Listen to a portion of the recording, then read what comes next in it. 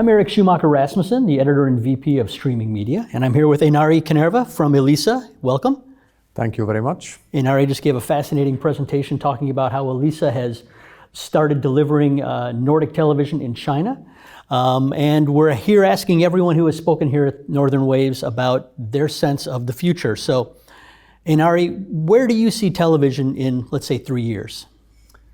What we see, I think, and that's kind of a common phenomena, which is not surprising, but it's really the growth of the on-demand watching. So basically we see that back in our home country, Finland and Estonia, really kind of a growing steadily, but growing all the time.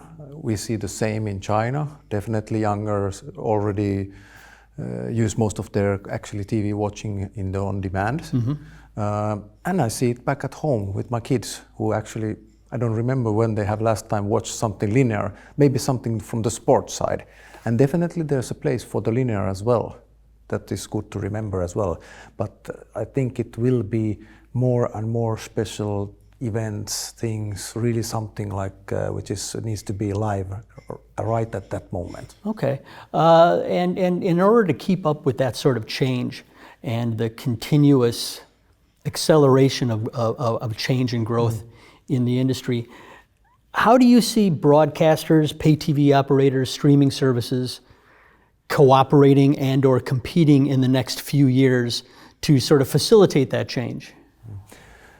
What I think what is problematic or challenging for the consumers and the end viewers, it's becoming more and more cumbersome or difficult to find the interesting content you want to watch at.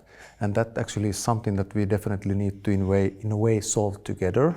So basically make it easy and discoverable, and that actually requires cooperation. Mm-hmm. And at the same time, we see all the OTT apps emerging, or not. I'm not just talking about the big guys, but also the smaller ones.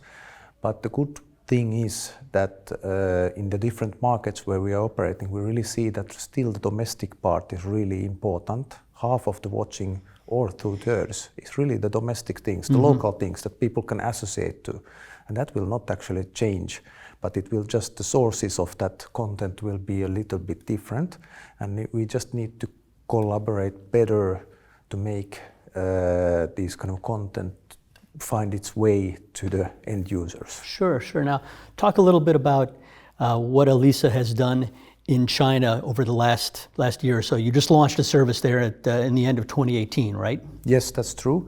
So actually that was a business opportunity that we have been working with almost, I would say now, close to 3 years. So we have done quite a lot we have done our fair share of market studies and field work as well.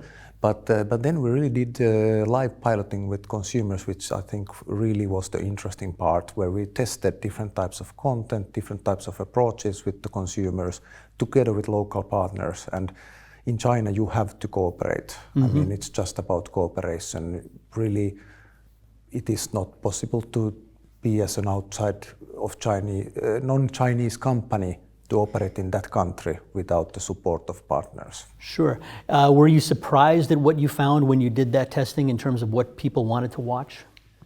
I was surprised to see this younger segment really looking for new content, non-Asian, non-Chinese content, and saying that it's too difficult, I can't find it, it's not available.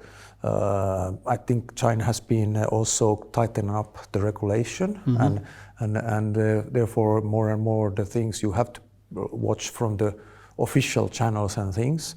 And then it was harder and harder to find the content they were interested in. And especially many times we came across with the European quality, high quality content which is missing.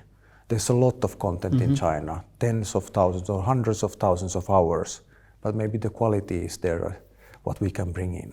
Oh, sure. Okay. So are there lessons that you learned with your rolling out of the service in China that you can now bring back to the Nordics? Some for sure, but it's still also quite early, I would say. But what is really advanced there is how they combine in communications and marketing, the social media, how they create campaigns, how they use influencers, that's quite advanced compared to at least in our home markets, and I think there's some lessons to be learned. Great. Thank you so much for your insights, Einari. Thank you.